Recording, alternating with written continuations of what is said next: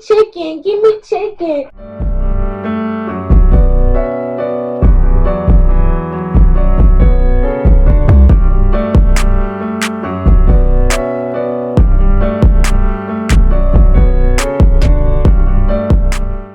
This is 6 things that. What's up, y'all? Welcome back to Marshall Says. Welcome back to another freaking video where I do have a lot to say. Things I thought as a kid that make sense now. The first thing is, I wrote it down too on my phone. Only liking a singer or rapper before they blow up. So I would always like an artist before they got big and everybody knew them. Like when I found out about them, that's when I liked them. Then when they got big, it's like their personality, their image, even the music would change. Like for instance, Justin Bieber. When I heard his singing on YouTube, my brother found him on our old little laptop in the living room. He was singing. He was in his living room. When A Boogie came out, all of them, and then it's like now it makes sense because when they go to the industry, not only because they got money for better equipment and sound equipment and producing and beats, but like. Cause like after that, they're known and they're in the industry. Like things change if you know what I mean. So everything changes once you in it. And it's like they went from being undercover and known, like low key but known, to like everybody really like knowing them. And it's like either hit or miss because now you're in the spotlight. So it makes sense now. I'm like, why do I always felt like was I being a hater because I liked everybody before I knew about you because you weren't big yet. So it's just weird. Number 2, when sitting in the passenger seat, I would ask like my mom, like, how can you see with that hump in the way? So it's like I'm in the passenger seat and it's like you're to the left of me, right? And it's like I was asking, like, how can you see with the dashboard, I guess, in the way, in the middle? But, like, as far as staying in the white lines, I'm like, how can you stay in the white lines?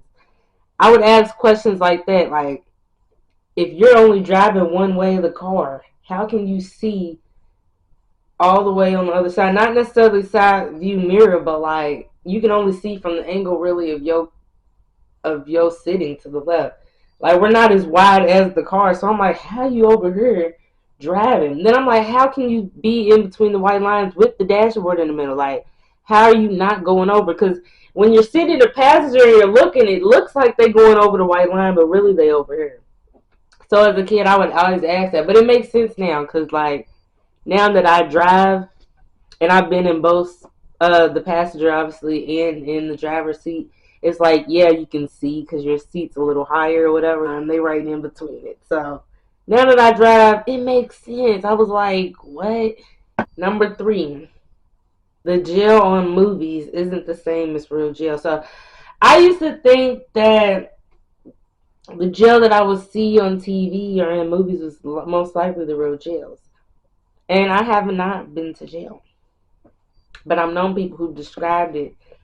And obviously, if they've been through it and they've been there, then they would know. So, well, why would I know who done been? So, I mean, why would I know what it's like in there if I haven't been in there?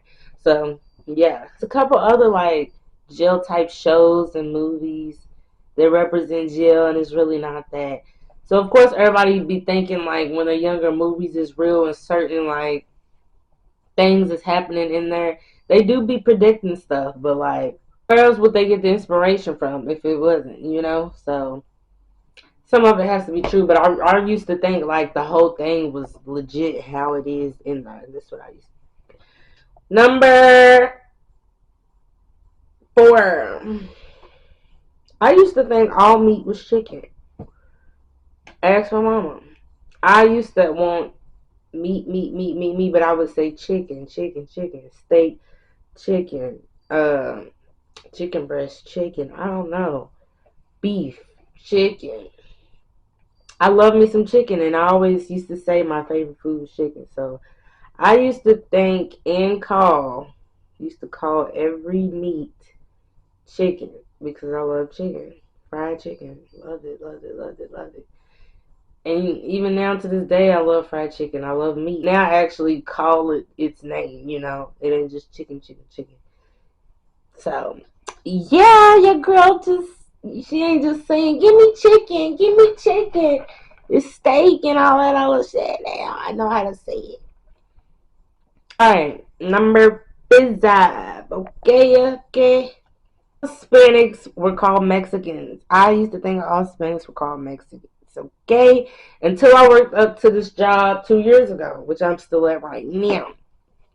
Yes, I didn't know about the Cubans and all these other ones who can speak Spanish. No, nobody knew. I don't travel the world. I don't look up the world. I wouldn't have known if I wouldn't work this job necessarily. So, yeah, Salvador and the Mexicans and the Cubans. You got Guatemalans and Hondurans, and it's just different ethnicities and different variety of Hispanic, Latinos. So no, even people today that I talk to, they still like be like, "Oh, she's Mexican," or they'll say, "Oh, they're Mexicans," but it's like, nah, not all of them are Mexican necessarily. Even when they do look Hispanic, some of them ain't even that. They're Arabic or Balsamic or from Morocco or Poorish. So I learned that like you can't just judge it off its cover, but that's why you talk to people and get to know people and you compliment what you see and what's different and what you don't notice from your own country or your own state. So you're not misjudging people and talking about people and when really you're interested and you want to know, you know.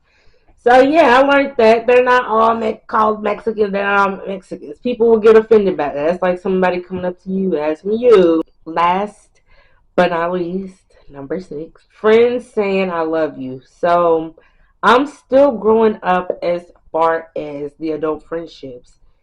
All my years of growing up, I've had a group of friends in each section from outside on the block. From each school that I went to, I've had a group. I'm just learning, to grow up to be vulnerable now. No, I never got that deep. Like some people would vent, but I wasn't necessarily a venting person. I was more closed off, I would say. So I don't think people would come to me to vent necessarily, but I still had a group of friends and it was still cool.